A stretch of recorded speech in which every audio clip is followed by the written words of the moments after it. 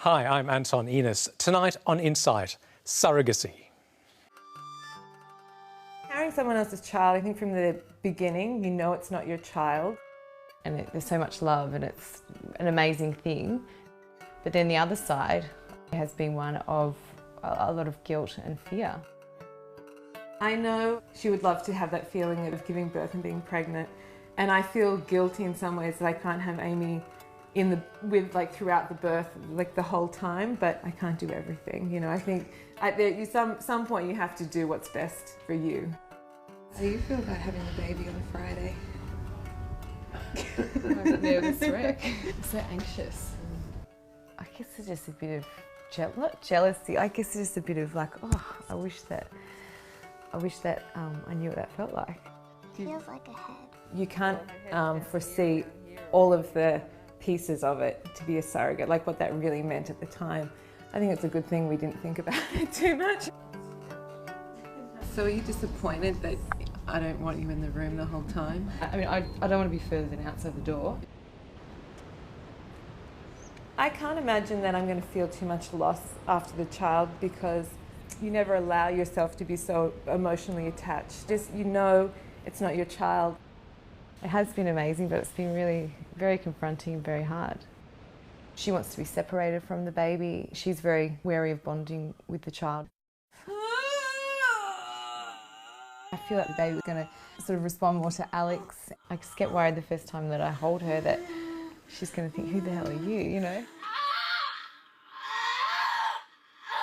It was probably nothing like I thought it would be, because I didn't think I wanted Amy and Anatole in the room. I didn't think I'd wanted to be with the baby. But it wasn't how it all happened. As soon as I held that baby, I just knew she was my baby. It was just like a chemical reaction. So she's never been mine, but I miss her. I've seen that clip so many times, but every time it still gets me right there because it's such powerful emotions. Amy, you've been given this gift of this beautiful daughter, Amy and Anatole. How's she going, first of all? We've just been so blessed, first of all, to have Roxy, but just to also have such a well-behaved, beautiful baby. We were just over the moon. We saw from the clip there that Alex, your sister, was your surrogate. Mm-hmm. How did that come about? I found out that I couldn't have children when I was about 15 or 16 because I was born without a uterus. And later on in life, when my sister got married and had her child, she had such a wonderful experience when she gave birth to her child that she wanted me to experience the same thing. It was about that time that she offered to be my surrogate if ever I wanted her to be. Well, we're joined now by Alex, who's on satellite from New York. I noticed you're a bit teary there, Alex. We all felt the same way when you saw that wonderful clip. How did you come to make that offer to your sister? Well, I just didn't feel like it was fair that Amy would have to miss out if I could give her that opportunity, especially when she met Anatole. You know, I just thought if I could, I would love to try. Because I know, you know, Amy would be such a great mother, you know, as she is. From your point of view, Anatole, were there questions that you had?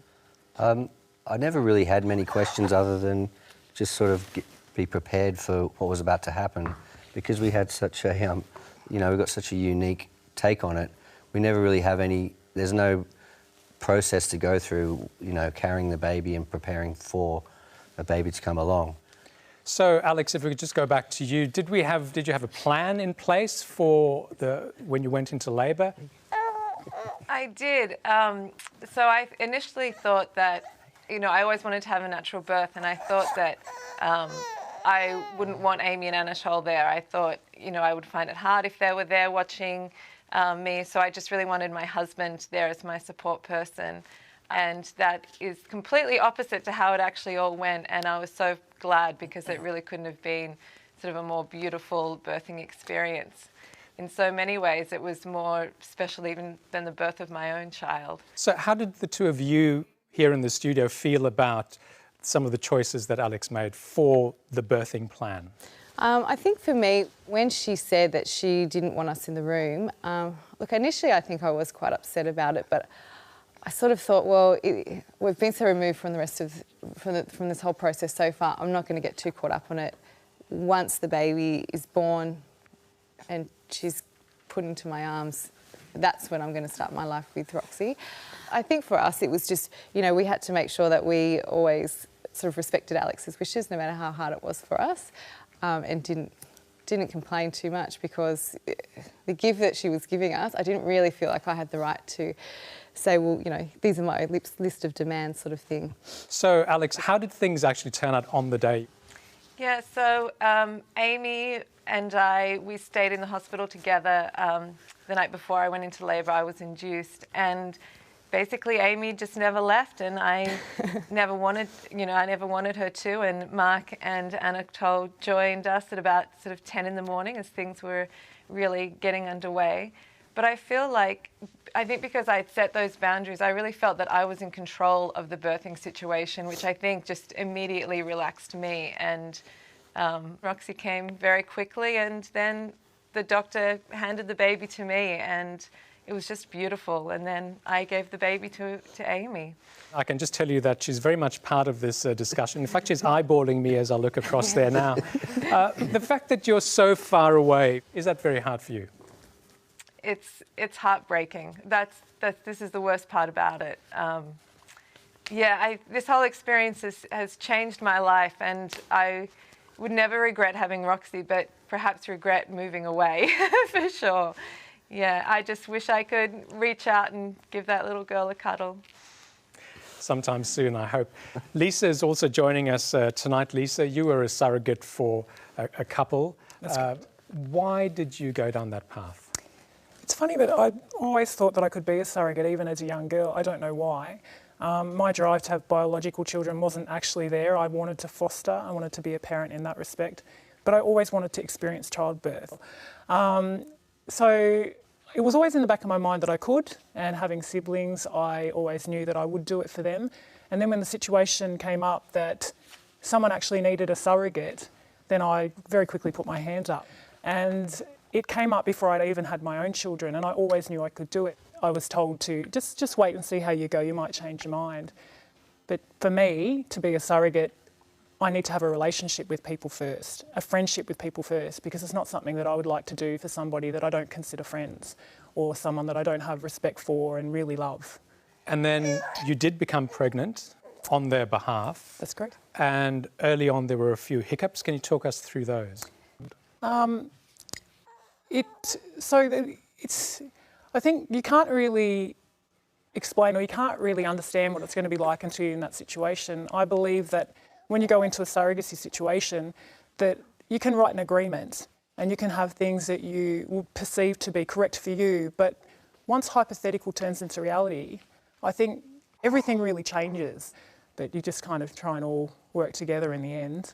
How did you find out that you were pregnant?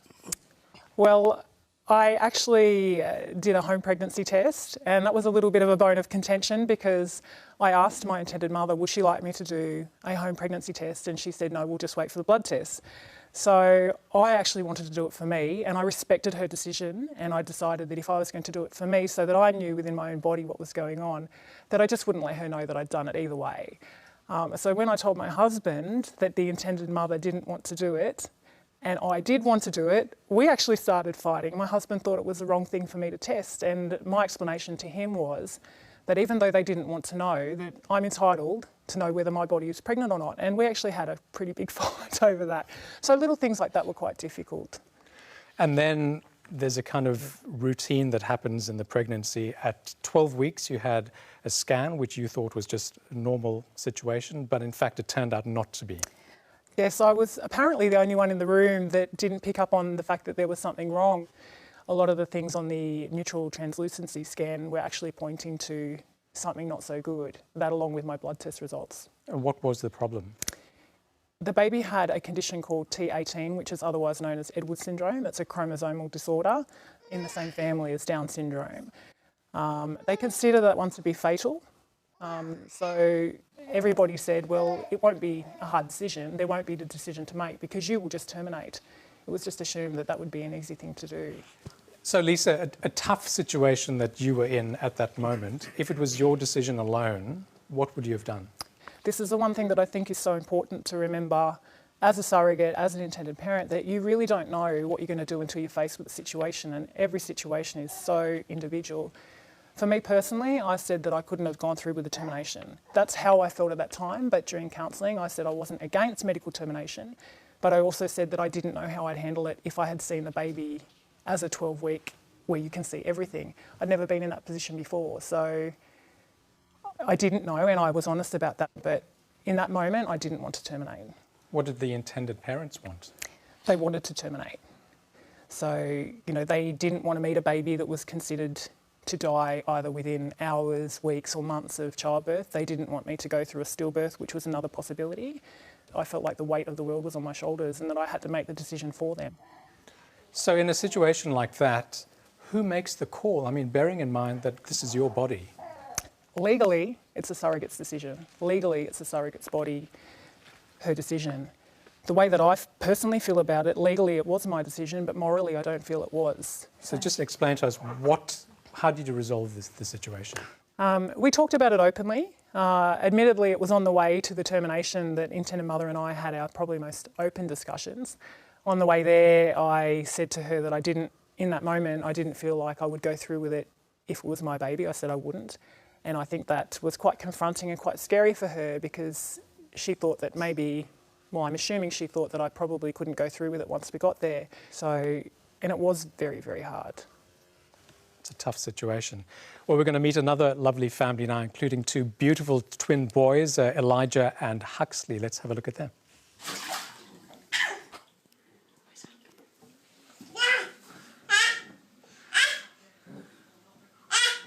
Their parents here who are with us, Michael and Jared. Welcome to you. Thank you. You went down a very long path to get to the point where you became a family. Tell us a little bit about your struggle.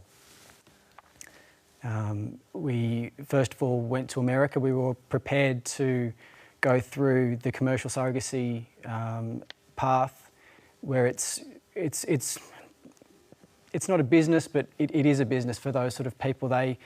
They're professionals. They've got the support mechanisms and the laws to support both sides, which is very important. Unfortunately for us, that didn't work out. We found someone domestically in rural New South Wales. Before we get to that, Jared, why didn't it work out?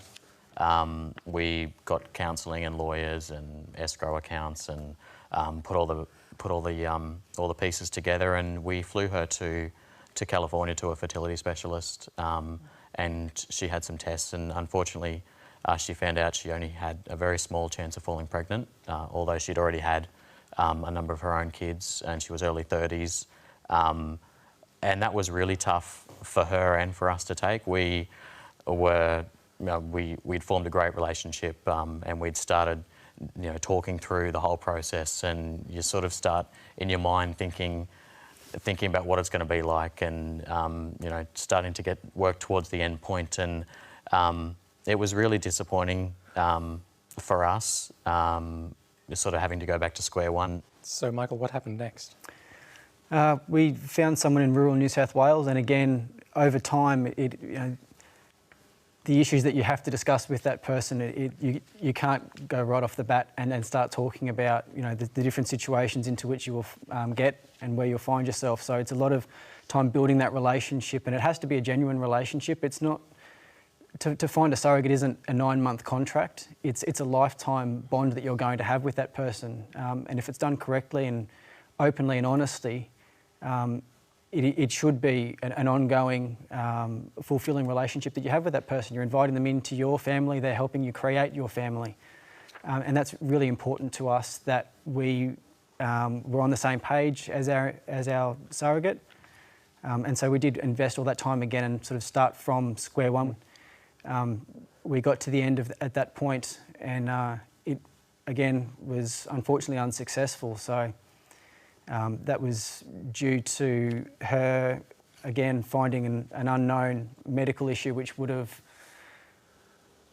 not totally stopped the pregnancy, but which would have impacted upon her, and we didn't think that it was fair to add that extra burden of not only being pregnant, but pregnant with someone else's children. So, I'm very pleased to say that your surrogate is here with us tonight. Rachel, welcome to you. Thank you. It is a big thing to ask or to offer. That's Why did you agree to get involved? For me, my sort of journey into offering to Michael and Jared was quite a long one, and I'd been an egg donor by that stage, and I thought surrogacy was something that I could do, and I thought, since I can do it, why not do it? I had the support of my husband and my family, so yeah, it was just sort of like the natural next thing for me. It's slightly different in this case in that you are the egg donor as well. Your DNA is firmly embedded in this family forevermore. Yeah. Does that create any kind of special bond? Does it create a difference for you? I was very conscious of the fact of I have my own 3 children, so you know, we're creating half siblings for them, and I think that's very important to keep the family ties together, even though we're not essentially a traditional family. So yeah. I had separated myself from my genetic material, I guess. I had seen other people raising children that were from my eggs, and I was okay with that. It's not a traditional family, like I said, but, you know, it's our family, so... We know that in Australia you're not allowed to advertise for even an altruistic surrogate. How did you find Rachel? We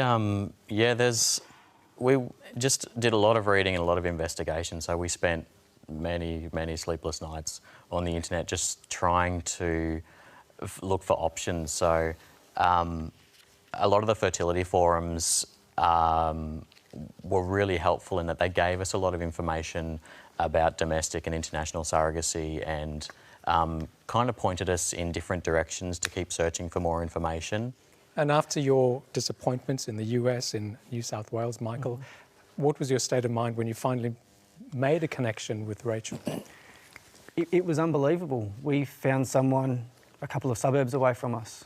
We joked if we had have gone once more, we would have found the next door neighbour.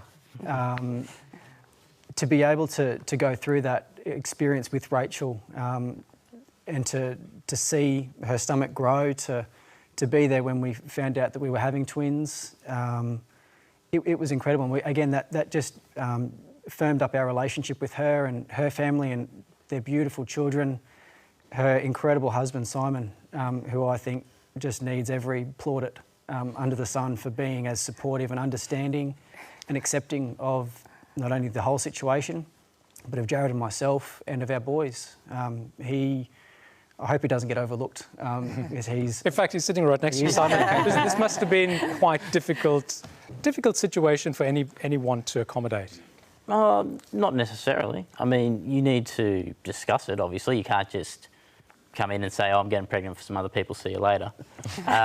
You need to discuss it and understand what's going to happen. And I've kind of lived through the stories of people who've gone through years and years and thousands of dollars of trying to have a child, and so I knew what it meant to someone else for Rachel to be a surrogate and what it can do for someone else's life. I suppose it would have been too much to ask that the pregnancy would have just been plain sailing. As it turns out, life's not often like that. Okay. So at week 27, something quite dramatic happened. Can you tell us about that? I was just going about my morning, doing the house chores, and I was putting the washing on, and all of a sudden I just started bleeding. I called my husband. He'd just gotten into work, and I said, please come home, something's happening. And then I called Michael and Jared, and Michael ended up going straight to the hospital, and Jared came over because they lived a few suburbs away, and he looked after the children until Simon got home. And from then I called the ambulance, where they took me to hospital, and it was found that I was having a placental abruption. So the decision was made that the babies had to be born that day. Simon, what did you think was going on? You know Rachel better than anyone else in this room. How serious did you think that morning was? Yeah, pretty serious. Just given what she was saying, I mean, she'd been pregnant a couple of times before, so I knew when, you know, the difference between having morning sickness and something being wrong. The fact that the ambulance was still the third person she called was a concern, but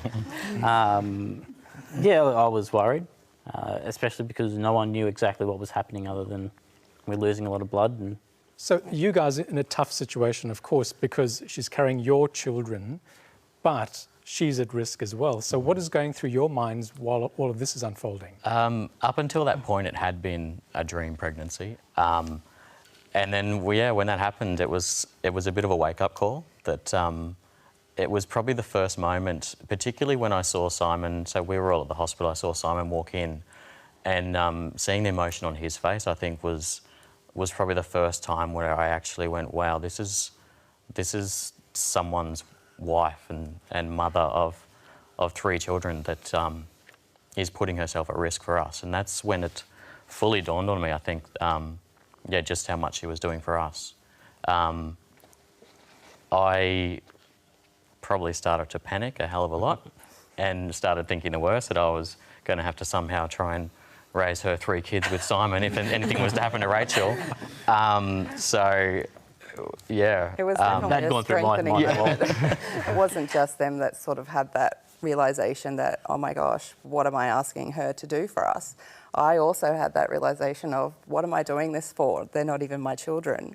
You know, I'm putting myself at risk, I'm putting my children at risk and my husband. So it was definitely a situation that was almost like an epiphany for us, I think. I think for all of us. So it was put to you by the doctors that you had to have this emergency C-section, had to happen right away.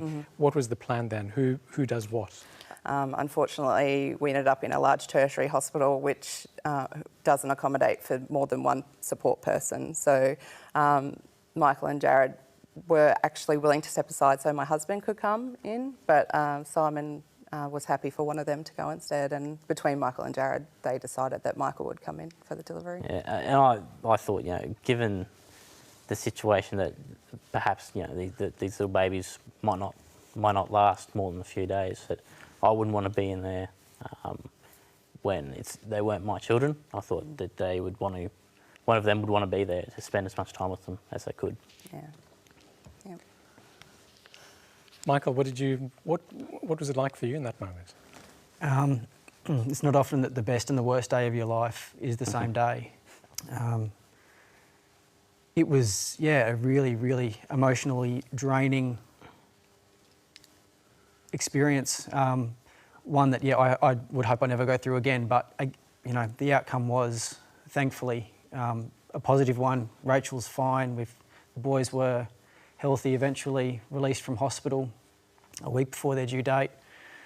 So we got the outcome we wanted, but that day was unforgettable for all the wrong and all the right reasons. So it's... I distinctly remember the moment where they delivered both the boys, and Michael was pretty much jumping up and down going, I can't believe I'm a father, I can't believe I'm a father, and he was kissing me, and and I was like, don't move me, I'm being operated on. But yes, yeah. You had a daughter by a surrogate in India. How much did all of this cost you? 30,000, give or take a bit. It's reproductive prostitution, where basically women are turned into breeders.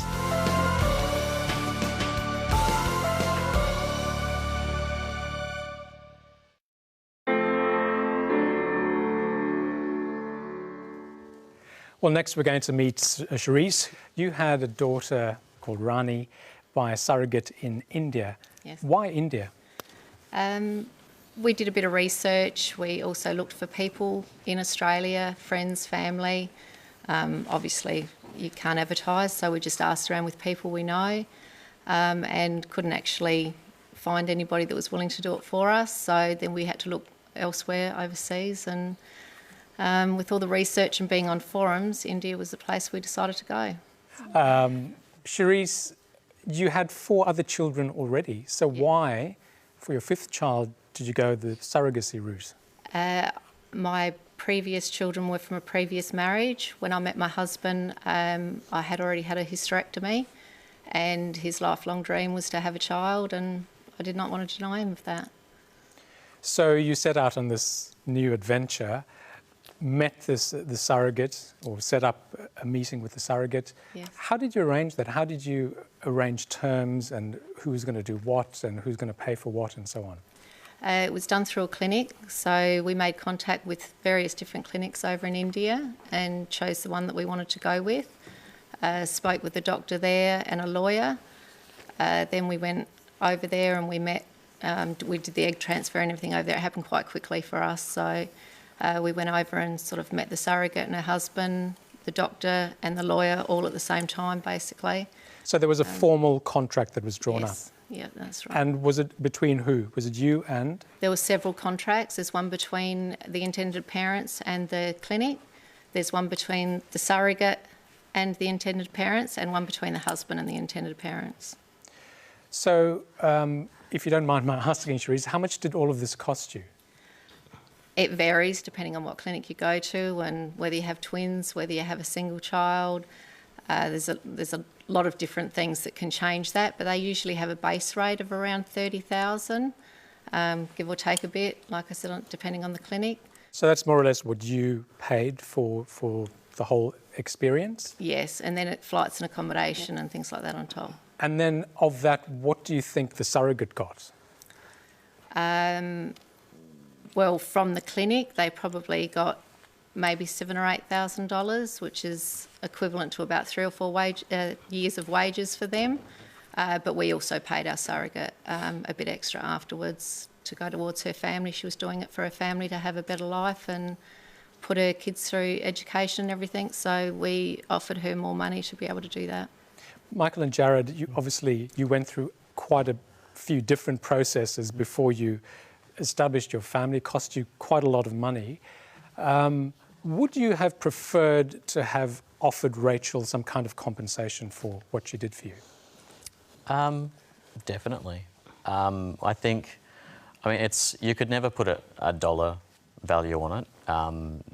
They're not giving up 9 months of their life, they're giving up a whole lifetime, and they're changing their body, they're changing their mental state. They're never going to be the same after being a surrogate. So I don't know how we'd ever arrive at a figure, but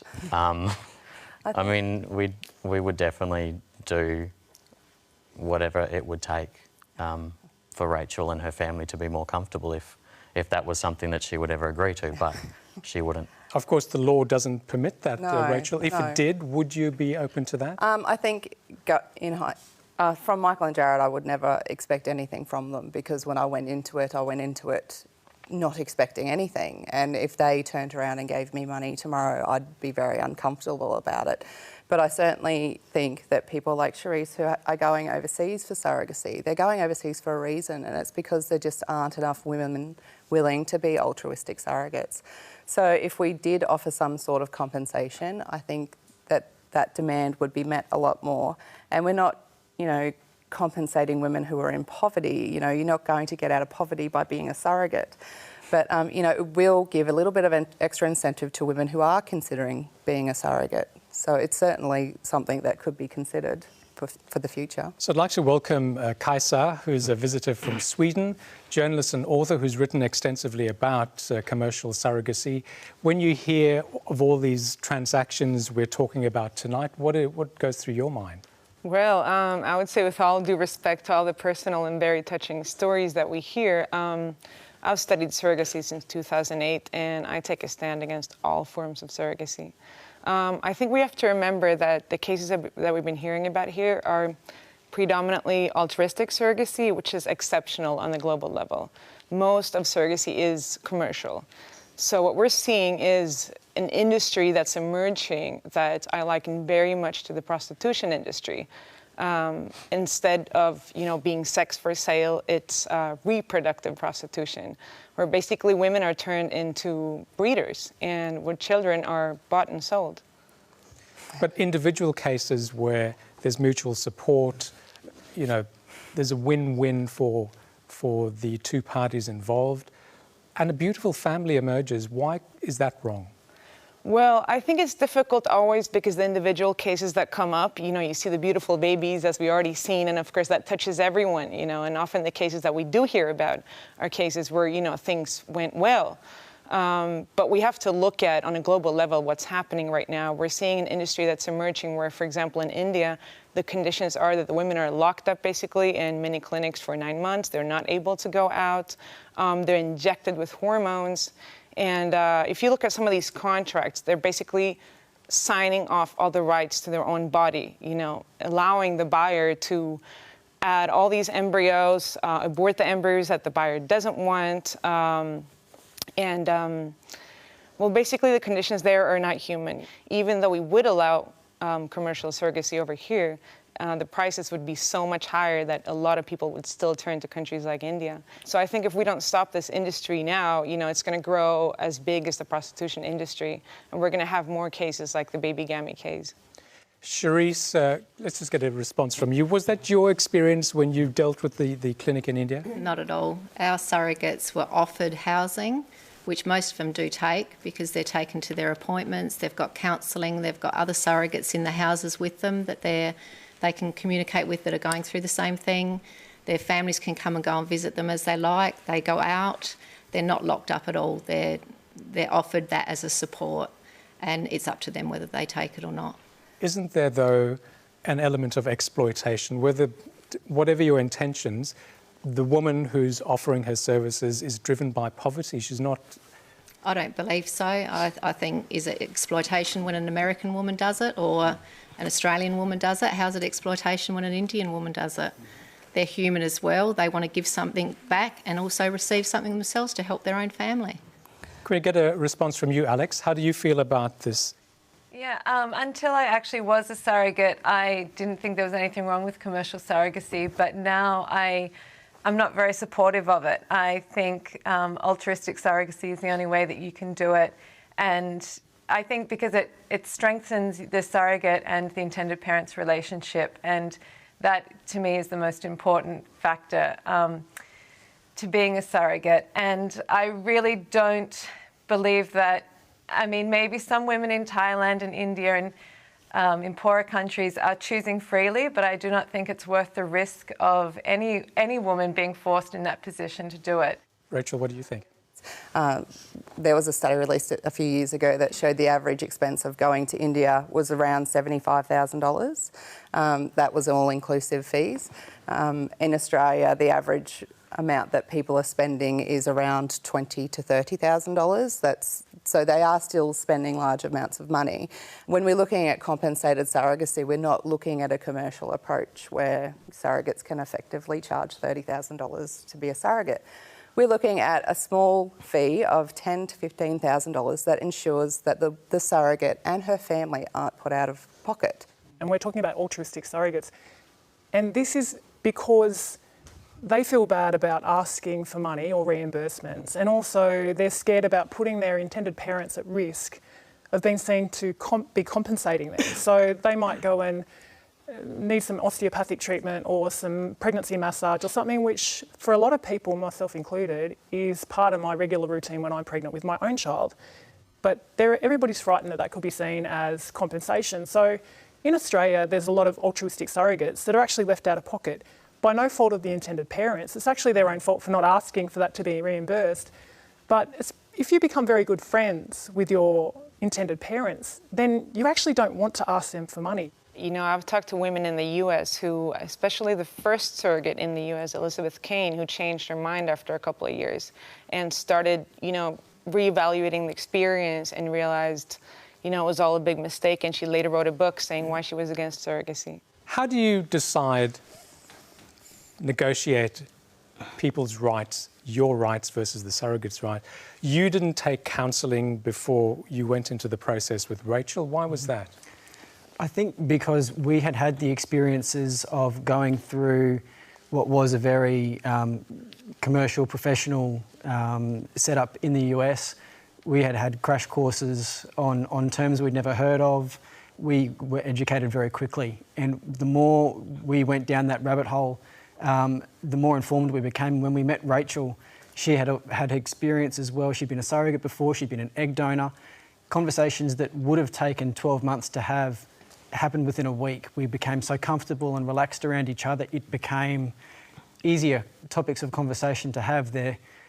I think if you are open and honest and transparent and put yourself out there, that's going to give the best outcome. So, Rachel, you were saying that you didn't have life insurance at the time of that emergency Caesar.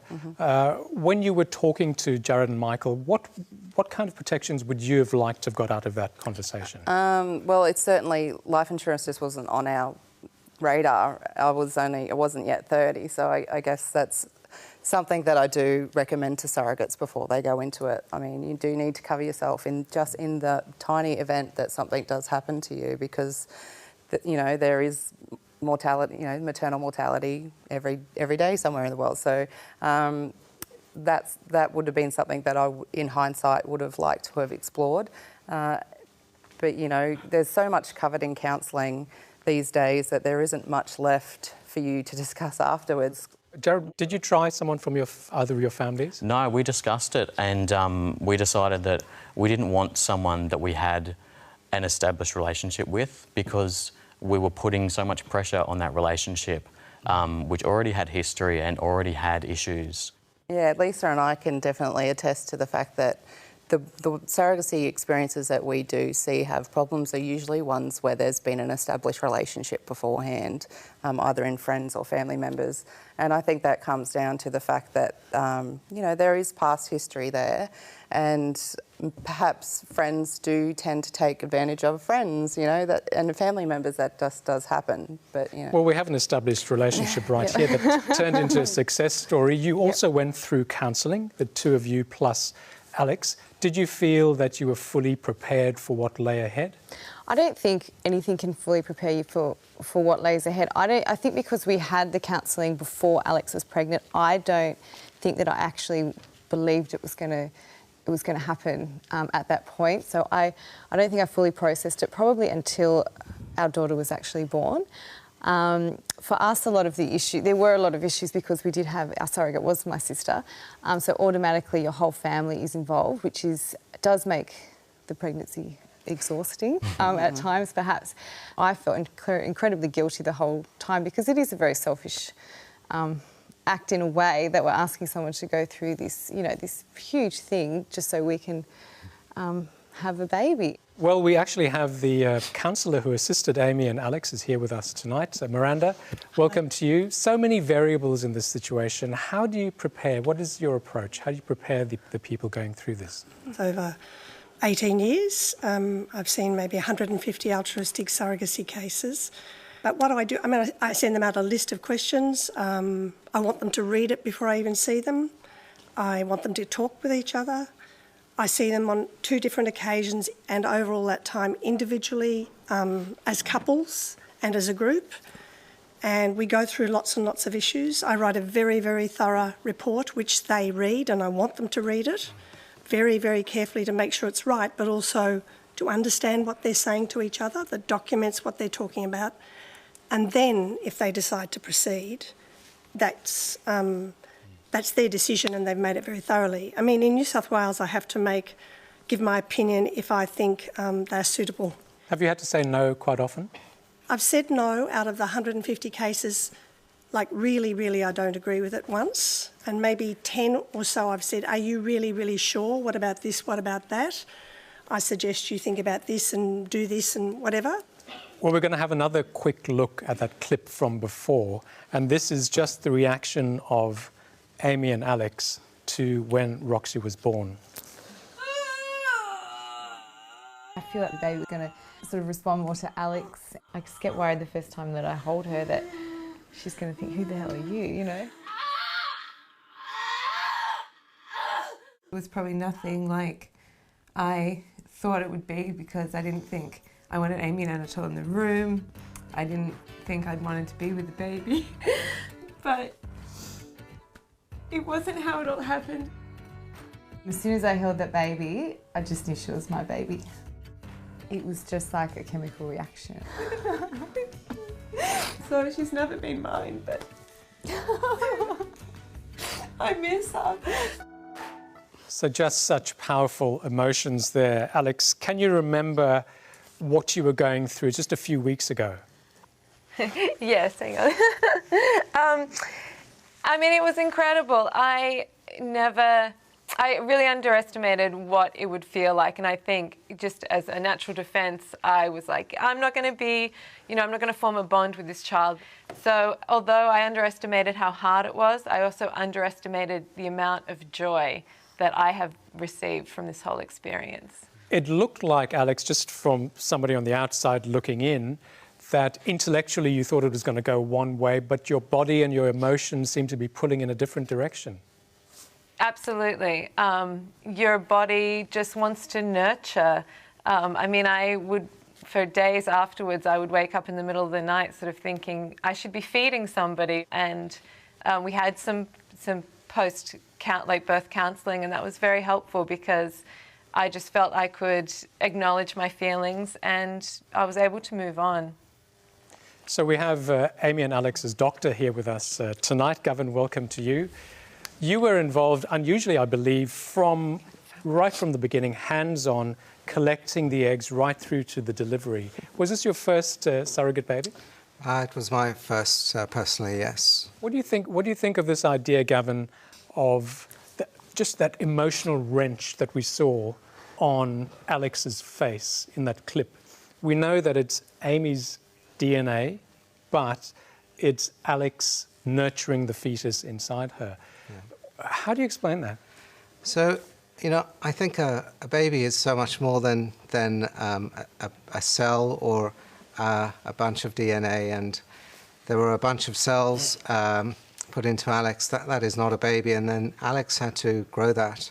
So from this microscopic thing to a baby, and there's no doubt that a surrogate is a woman who's contributing this enormous amount to the baby. So I really see, and I felt through the pregnancy that the surrogate is more than just a carrier. She has helped produce the baby. I believe there are two biological mothers. It's not just about the DNA, and I'm sure even Amy would acknowledge that, even though it's clearly yours genetically, you're Anatole. Alex is part of that baby, I think. Absolutely. And I think it's a really beautiful thing that, that was something that perhaps worried me a little bit to begin with, because I guess I was jealous. But now I just see that as such a wonderful thing, that my sister is so close to my daughter, and she always will be. I just think we're very, very lucky. It's just completely nuts how we regulate surrogacy in this country. It's just one of those no-brainer moments that politicians have been ducking and weaving about.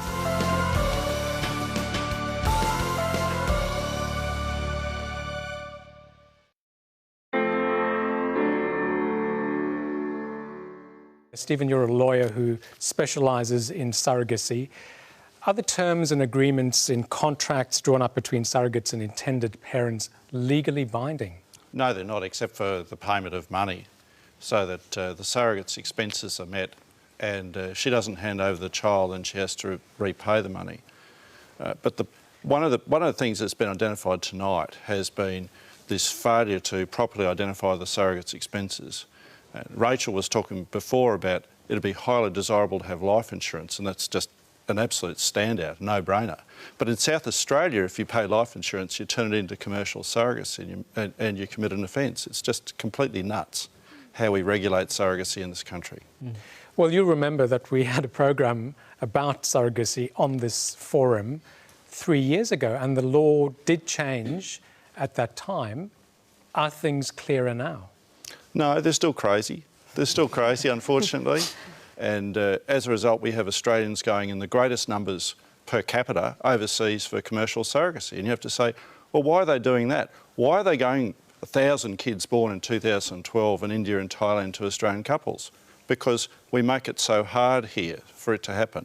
We have highly regulated IVF clinics here. We have a highly developed legal system. The way surrogacy works in this country at the moment, we can protect surrogates, we can protect intended parents, and above all, we can protect the kids. Prevent all this exploitation from occurring that seems to have occurred, at least in some places. And yet, we're not prepared to bite the bullet and say we should have national laws and we should have a system to allow this to occur here. So if someone like Charisse goes overseas and brings a child back, what kind of position would she or someone like her be in? Well, the child would obtain citizenship under the Australian Citizenship Act, but she may not be recognised as a parent. And the crazy thing is, of those 1,000 kids that were born overseas in 2012, probably 3 have had orders made under the Family Law Act in the Family Court. The other 997 haven't been recognised. So those parents may not be parents under Australian law. So is it illegal for Australian parents, intended parents, to bring a child conceived by surrogacy back into the states of Australia? No, it's not. But in 3 jurisdictions, Queensland, New South Wales and the ACT, it's a clear criminal offence, varying from 1 to 3 years jail if you enter into commercial surrogacy overseas. We have seen, though, that lots of people are going overseas and getting children in this way, starting families in this way. What's happened to them? Well, none of them have been prosecuted. We've had hundreds of couples from Queensland, New South Wales and the ACT go overseas, and not one person has been prosecuted. And you have to say, why is that law in place? That law is in place, I presume, to prevent exploitation of women overseas. But if you're not serious about prosecution, get rid of the law. It's just crazy having it there, turning people who want to be parents into criminals. So we understand also, Stephen, that the laws overseas have been tightened up, in Thailand, for instance, after the baby gammy affair, and India. Can you just tell us a little bit more about that? Well, Thailand, of course, we've had the train wreck of the baby gammy affair, and the Japanese man who, I think at last count, has seemingly fathered 16 kids. So Thailand has said, unless it's an altruistic surrogate and you're a blood relative and you're married and you're infertile, then you can't undertake surrogacy there. In India, you have to be married, and that's heterosexual marriage, I should say, for 2 years, and you must be from a place where surrogacy is legal. So if you come from Queensland, New South Wales or the ACT, you can't go to India either. So we have a situation where it's illegal to do certain acts within the surrogacy path, yet many Australians are following that path. Does it imply that there's scope here for law reform? Absolutely. It's just one of those no-brainer moments that politicians have been ducking and weaving about. But that's absolutely what's essential here. To have a sensible system of surrogacy regulation in Australia, it's just so obvious. Let's look to the future now. Rachel, you're looking to help another couple, having helped Michael and Jared. Mm-hmm. Is there a greater risk to yourself, having gone through the complications of the past? You know, I'm always conscious of the risks, but I have done a lot of research and I've spoken to 2 independent obstetricians about what happened with the twins, and you know, it was also something I spoke to at length with my husband, because it is putting myself at risk, and we have safeguarded ourselves to the point where we've looked at life insurance now, and that's something that we're covering. It is a risk. I admit it, it's a risk, but do I have it in me to do it one more time? I think I do. Lisa, you tried to help your friends. It ended tragically in the end. Would you do it again? Yes, I would. And I have offered to them many times as well. And at times my husband wonders why I would do it again. And then he sees the heartache, or he sees the joy, and he understands. So it is quite difficult doing it for someone that you know, because you're worried about the friendship as well. But I am open to meeting new people, but I want them to be friends first before I become a surrogate for them. You went through the pain and the heartache of a termination. Having had that experience, what would you do differently next time? See, I don't think that there's anything that we could do differently. My relationship with my intended parents is actually better than it was pre-surrogacy, and we went through a lot of bumps. Yet at the end of it, we had a very big open conversation, and we're actually closer. So we'll end tonight with Amy and Alex. How did the pregnancy and the arrival of Roxy change your relationship with Alex? To be honest with you, I found the pregnancy very hard. It was a very stressful time for both of us. We were both very tense with each other at times. We had the geographical distance, which was really difficult. Most of our communication was via email, which, you know, I found it really, really difficult. But when Alex arrived in Australia, I think that's when, which was about the 35, 36 week mark, I feel that that's when things started to improve. I think for me as well, Alexandra, I think, was really conscious of not letting herself bond too much with the baby, and sometimes I felt that she was a little bit cold, perhaps, towards me and the baby, and it was almost like she was putting up a little bit of a wall. And then when, at the point of the birth was just the best day of my life, and I think now we are so close, and I'm just so in love with her and so thankful for what she's done, and I think we've always got this amazing bond. You couldn't ask someone to do a greater thing for you. I just think that day was just the best day of my life. Alex, we saw how emotionally hard it was for you to let go. How would you describe the way your relationship with your sister has changed? We are only the more closer for it, and although it was hard for me to let go, I mean, I don't resent Amy or anything. I mean, that's just part of the emotions you experience after having a child, and that clip was taken only days after she was born, so it's I certainly don't feel that emotional now about it. But yeah, we have experienced something beyond words, I think. You know, I'm just so grateful that I have my sister. You know, she has given me so much in this past year that I really can't thank her enough. We know that Amy said to us she couldn't ask you to be her surrogate, but would you ever consider doing it again? Well, I wouldn't, just given the circumstances of my life. I just don't have another year to give, unfortunately, but I wish I could. I wish I could do it for a lot of couples, but I can't. Yeah. Okay, well, let's leave it there. That's all we have time for here, but let's keep talking on Twitter and Facebook. Stay tuned now for Dateline, followed by SBS World News.